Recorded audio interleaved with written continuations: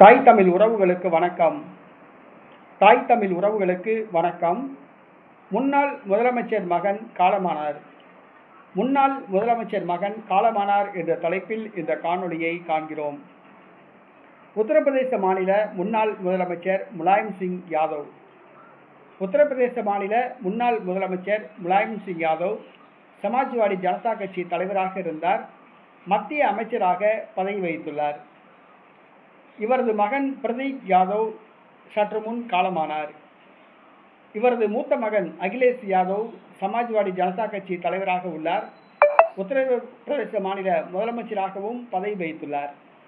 தற்பொழுது அவரது இளைய மகன் பிரதீப் யாதவ் வயது 38. அகிலேஷ் யாதவுடன் சேர்ந்து கட்சி பணிகளை அரசியலை கவனித்து வந்தார்.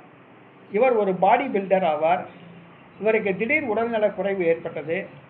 லக்னோ மருத்துவமனைக்கு கொண்டு சென்றனர்.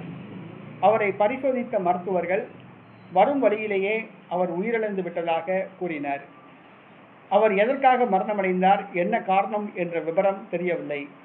முலாயம் சிங் யாதவ் அவருடைய இளைய மகன் பிரதீப் யாதவ் மரணம் சமாஜ்வாதி கட்சி தொண்டர்கள் மத்தியில் அதிர்ச்சியை ஏற்படுத்தியுள்ளது.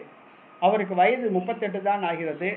மாரடைப்பா அல்லது வேறு ஏதும் காரணமா என்பது தெரியவில்லை.